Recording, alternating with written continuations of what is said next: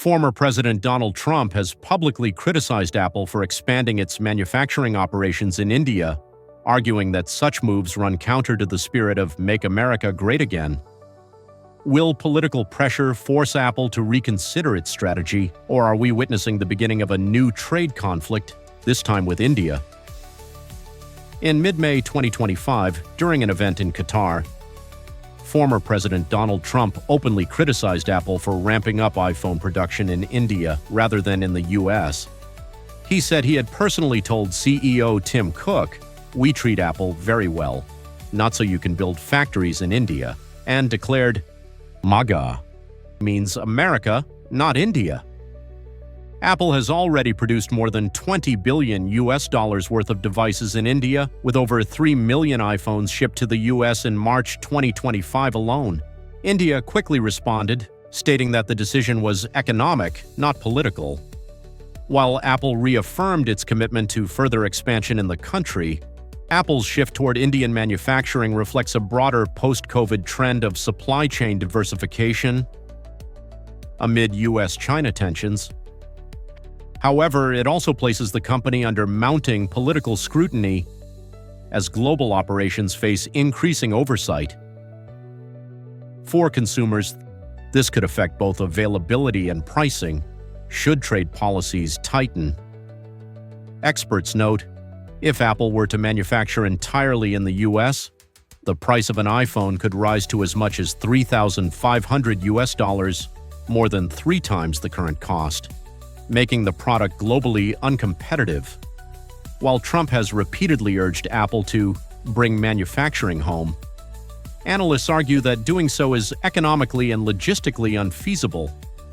In reality, Apple has invested $500 billion in the US over the past decade, creating more than 20,000 new jobs.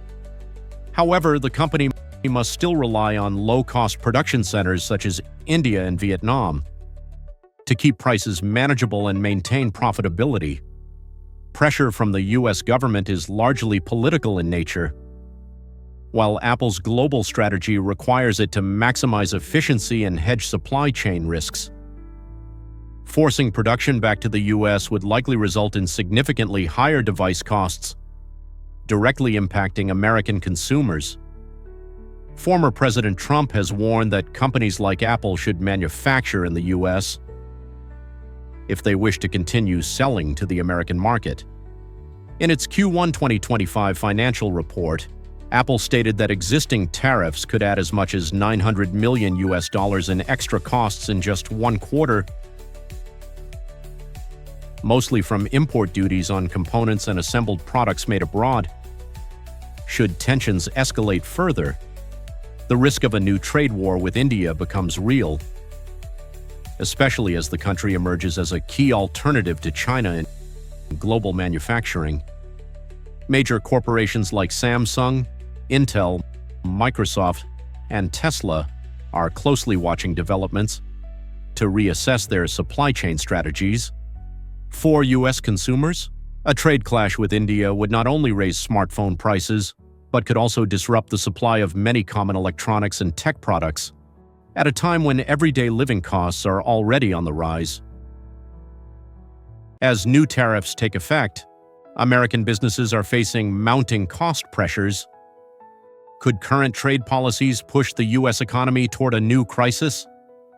Jamie Dimon, CEO of JP Morgan Chase, has warned that new tariffs are steering the US economy toward a period of stagflation, high inflation paired with slow growth.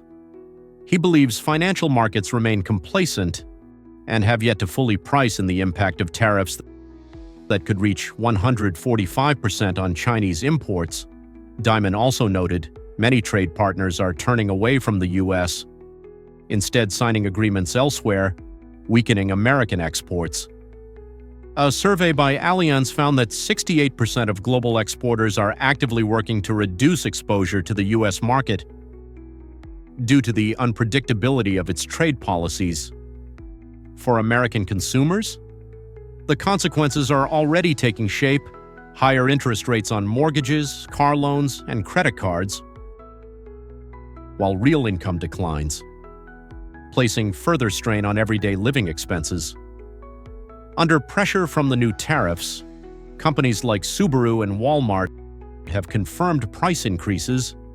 Meanwhile, Home Depot is holding prices steady on select items, but eliminating lower-margin products, gradually pushing affordable goods off the shelves.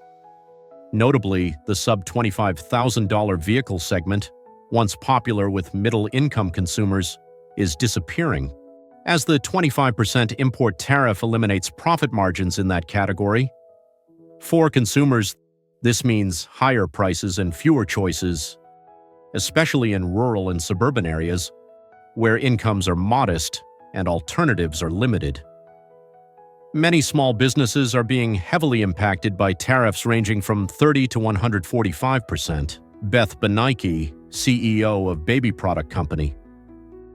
Busy Baby was forced to launch a crowdfunding campaign just to cover $48,000 in unexpected tariffs on imported goods from China. But beyond the cost, the greater challenge lies in the instability of the policy environment. Constant shifts in tariff rates make production planning nearly impossible, leading to supply chain delays at ports and factories. This not only undermines the competitiveness of small firms, but also threatens jobs and the diversity of products available to consumers. Some officials in the Trump administration have admitted that unpredictability is being used as a negotiating strategy to gain leverage with trade partners. However, this approach is paralyzing global supply chains. As businesses cannot predict what changes may come from week to week, in response, the Small Business Liberation Act, a bill proposing tariff exemptions for small businesses, is under discussion, though its passage remains uncertain. For small and medium-sized businesses, this uncertainty is discouraging investment, delaying procurement, and increasing financial risk. Ultimately, these effects ripple through the economy, raising prices, disrupting inventories, and affecting the everyday shopping experience for millions of Americans. President Donald Trump has stirred significant discussion in the political arena with his pragmatic foreign policy approach, where the United States, China, and Russia dominate global influence. The question remains, can this strategy reshape the global order? Or is it a risky move by Trump? In early 2025, President Donald Trump proposed renaming the Gulf of Mexico to the American Gulf, arguing that the region holds strategic importance for the U.S. He emphasized the Gulf's vital role in maritime trade and resource extraction, particularly oil and natural gas. This proposal caught the attention of the Mexican government, with President Claudia Sheinbaum expressing concerns that the name would be inappropriate and disrespectful to the region's historical heritage. Mexico has since made efforts to protect the name Gulf of Mexico on international maps. Throughout his presidency, Donald Trump developed a unique relationship with Russian President Vladimir Putin, even amid escalating tensions over the situation in Ukraine, where Russian forces continue their offensive. Meetings between Trump and Putin, especially the 2018 Helsinki summit, sparked controversy among international observers. Trump not only refrained from criticizing Putin for his interference in the 2016 U.S. elections, but also proposed closer cooperation between the two nations. Recently, Trump has again criticized U.S. foreign policy, suggesting that he might be the only leader capable of resolving the Ukraine conflict swiftly, though many view this stance as unrealistic, given the ongoing conflict and unresolved tensions between the two nations. Trump's leadership style, often described as transactional, has raised considerable debate. Throughout his term, he predominantly approached both domestic and international issues from the perspective of personal and national interests, rather than moral values or long-term leadership principles. He frequently sought short-term deals beneficial to the U.S., A clear example of this was his approach to trade relations with China, where he imposed high tariffs on Chinese goods, relying heavily on the power of sanctions and tough negotiations, rather than seeking long-term cooperative agreements. His views and actions have not always been predictable, and their instability has led to concerns about the absence of an overarching strategy in foreign policy. Donald Trump has made notable efforts to facilitate ceasefire agreements in the Middle East, particularly in the Israel-Gaza conflict. One of his significant actions was negotiating and facilitating a ceasefire agreement in early 2025 between Israel and Palestinian forces. However, his proposals, especially regarding Gaza's future, met with strong opposition from hard-right Israeli groups, who criticized him for not adopting a tougher stance toward Gaza and Palestine. Despite these reactions, rumors suggest the possibility of a new ceasefire agreement, potentially tied to Trump's upcoming visit to Saudi Arabia next month. President Donald Trump holds a clear strategic vision for the global power structure, which he believes will be dominated by three major powers: the United States, China, and Russia. In Trump's view, these nations will take center stage in global affairs, with the U.S. intervening in strategic regions, including the Asia-Pacific, the Middle East, and Europe. He focuses on safeguarding American interests, particularly through hardline trade strategies with China, aimed at reducing trade deficits and protecting domestic industries. Simultaneously, Trump has shown a degree of support for Russian policies, especially in Ukraine and Syria, reflecting his pragmatic foreign policy approach that prioritizes short-term agreements. China has just halted all capital flows into the United States. This is triggering a shockwave across the global financial landscape. Businesses are reeling. Prices are on the rise. Could this be the beginning of a silent yet significant currency war? According to Bloomberg, as of March 17, 2025, China has officially banned outbound capital flows to so-called hostile countries, including the United States. This expansion of its capital control policy has brought Chinese foreign direct investment in the U.S., which had already fallen from $46 billion in 2016 to just $2.3 billion in 2023, down to virtually zero. At the same time, China has continued to sell off U.S. Treasury bonds, offloading $14 billion worth in 2024 and reducing its total holdings to $775 billion, its lowest level since 2016. A continued reduction in Chinese demand for U.S. bonds could put upward pressure on interest rates. That means higher borrowing costs for homes, vehicles, and credit cards for American consumers. Conversely, in the first quarter of 2025, China increased its investments in ASEAN nations by $19.4 billion. This shift may enhance Southeast Asia's ability to attract infrastructure and technology investment. Additionally, China has accelerated the use of its digital yuan, which is now integrated with the SWIFT Light payment network in 13 countries. This enables transactions without using the US dollar. In 2023, foreign direct investment into the United States hit $148.8 billion, a 28% drop compared to 2022. That's well below the 2014 to 2022 average of $265.6 billion. This downturn has made it harder for businesses to expand and hire, especially in manufacturing, where foreign capital is crucial, and that's putting pressure on employment and household income. As of December 4th, 2024, just $59 billion in new high-yield or junk bonds were issued, lowest level in over a decade. Nearly 80% of that used for refinancing, not growth. It shows a widespread sense of caution among investors and corporate leaders.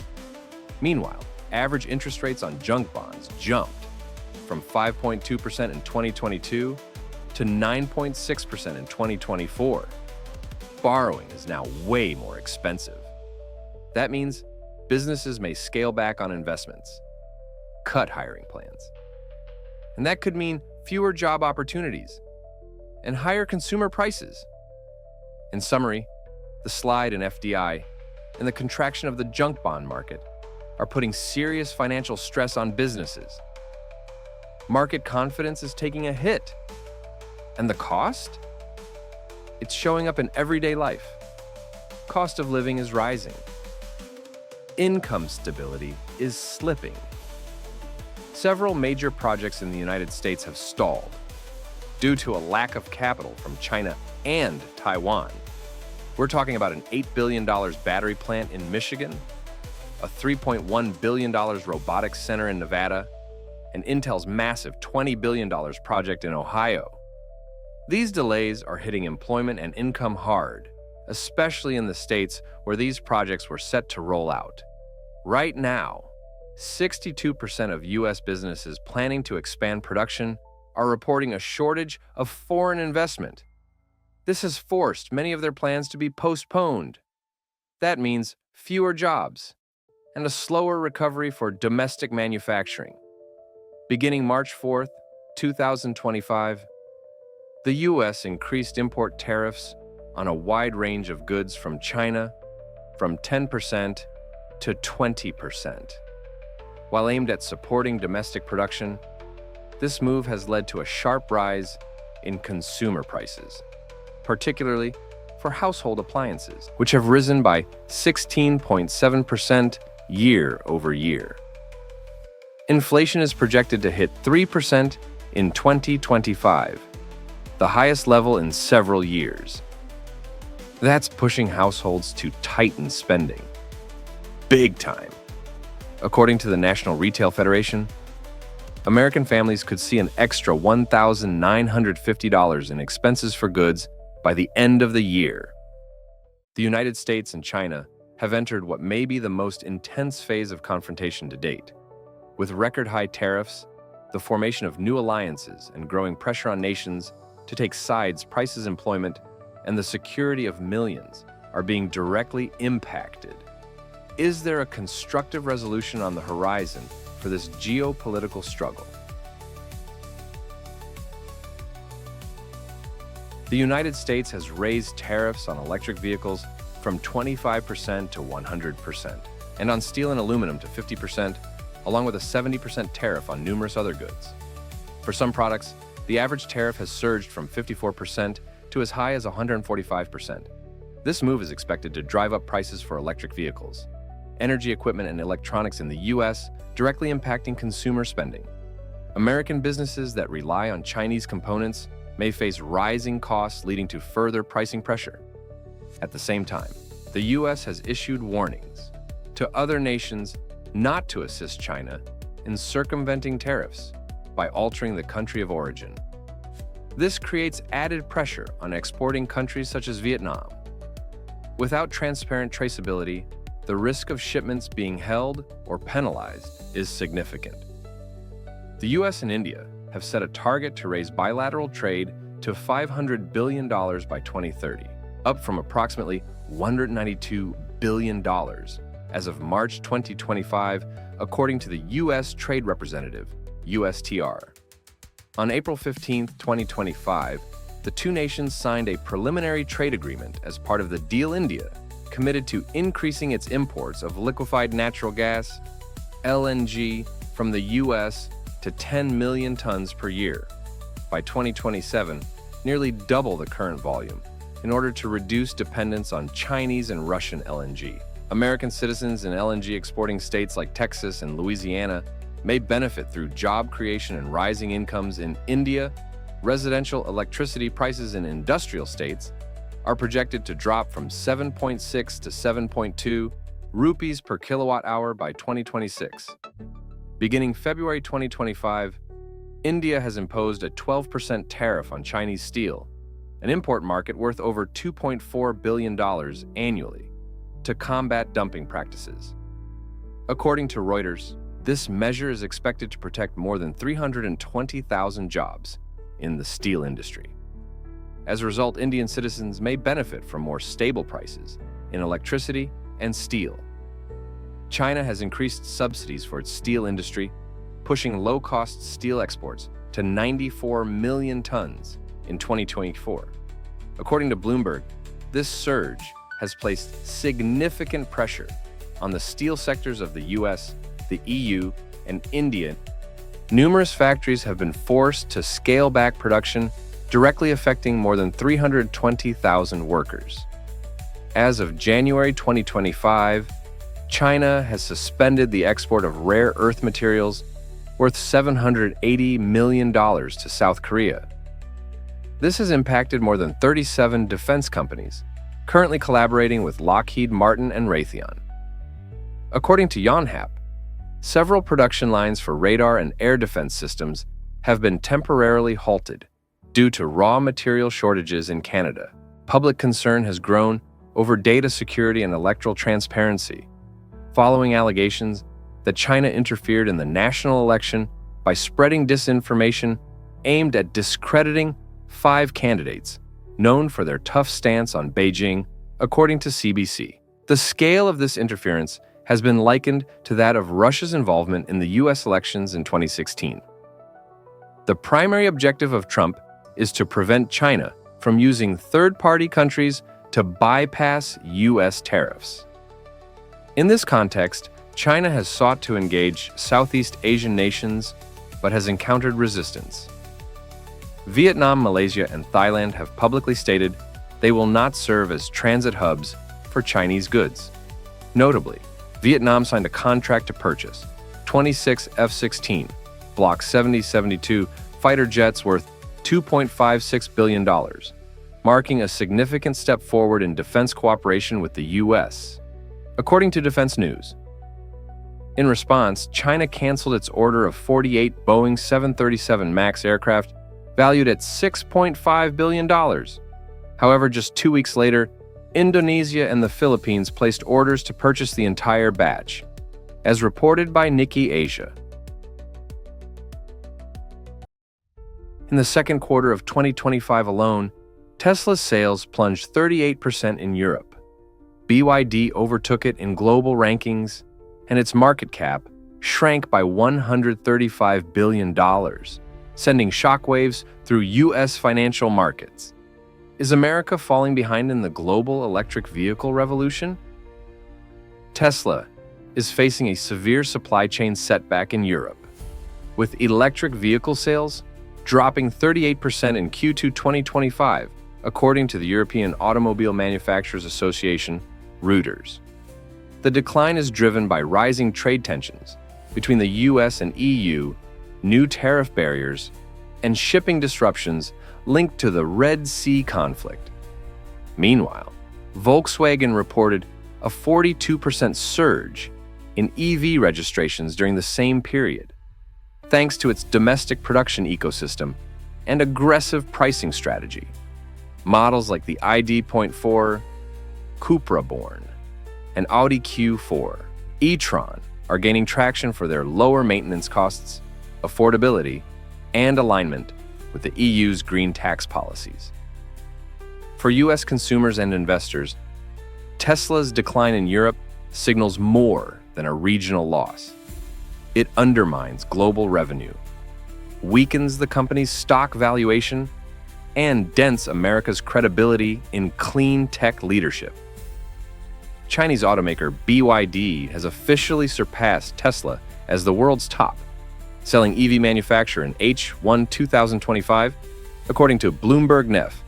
BYD capitalized on its vertically integrated supply chain, robust government subsidies, and strategic focus on emerging markets like Brazil, Thailand, and South Africa.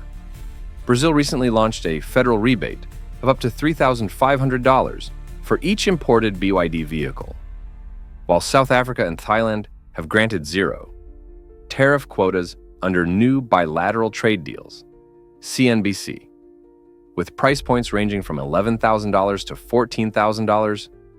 BYD's vehicles are rapidly democratizing EV access, contrasting sharply with Tesla's global average price near $40,000.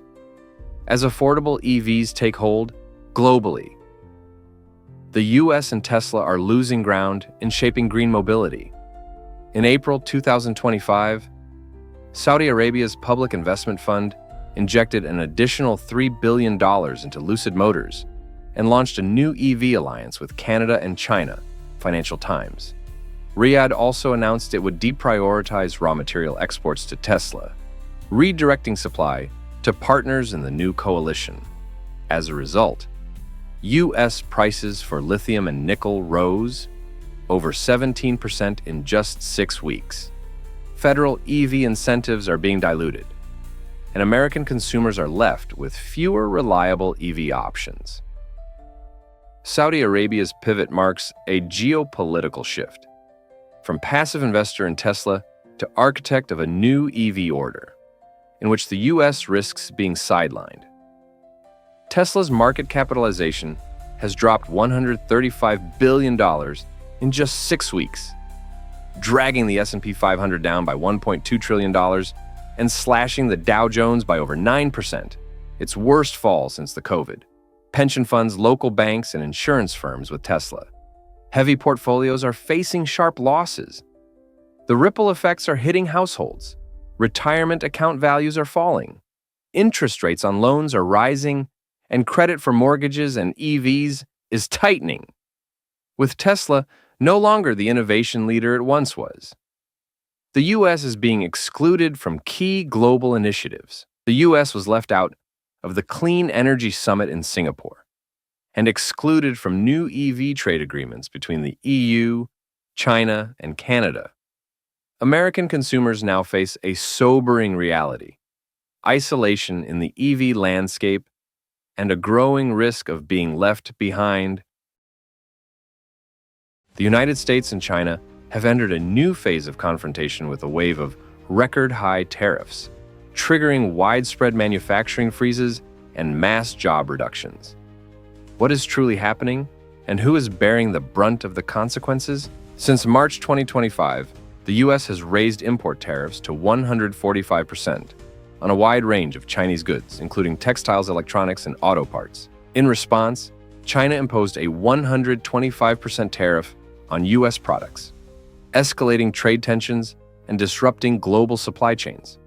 Losing access to the U.S., which made up about 15% of China's exports in 2024, has forced many factories in Guangdong and Zhejiang to cut hours or shut down entirely.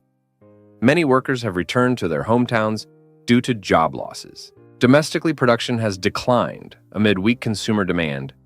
China's CPI fell 0.1% in March, while the PPI dropped 2.5%. The fourth straight month of decline. Industrial electricity use in key manufacturing regions fell 7 to 10%, signaling a clear slowdown. Meanwhile, U.S. consumers are feeling the effects as prices for Chinese imports rise. 5 to 12% households in states like California and New York are reassessing spending, especially on electronics and clothing. Following the 145% U.S. tariffs, about 15% of China's exports have been affected. Factories in Guangdong, Zhejiang, and Fujian are cutting production or suspending operations entirely. Canceled. U.S. orders have led to rotational layoffs, lower incomes, and a wave of workers returning to their hometowns. Due to job shortages, Goldman Sachs estimates up to 20 million workers, that's 3% of China's labor force, could lose their jobs if exports keep falling. Small and medium-sized businesses, heavily reliant on U.S. orders, are facing widespread bankruptcies. The impact extends to young workers. In 2025, China will see 12.22 million university graduates, yet CNNC China National Nuclear Corporation received 425,284 applications for just 8,000 positions. A sharp labor market imbalance. The social effects are mounting. Unemployment is rising, incomes are falling, and many families are struggling with debt. Several local banks have reported an increase in non-performing personal loans since the first quarter of 2025. China has stated it will negotiate only if the U.S. lifts the full 145% tariff. Meanwhile, the White House is reportedly considering reducing the rate to 50 to 65% to ease tensions, according to Reuters. This comes amid mounting pressure from businesses on both sides over disrupted supply chains and rising trade costs. As a countermeasure, Beijing has suspended acceptance of 179 Boeing aircraft scheduled for delivery between 2025 and 2027, and halted imports of maintenance parts. Bloomberg estimates this could cost Boeing over $1 billion. Chinese airlines are adjusting maintenance schedules due to part shortages, raising the risk of flight delays during peak travel seasons. In the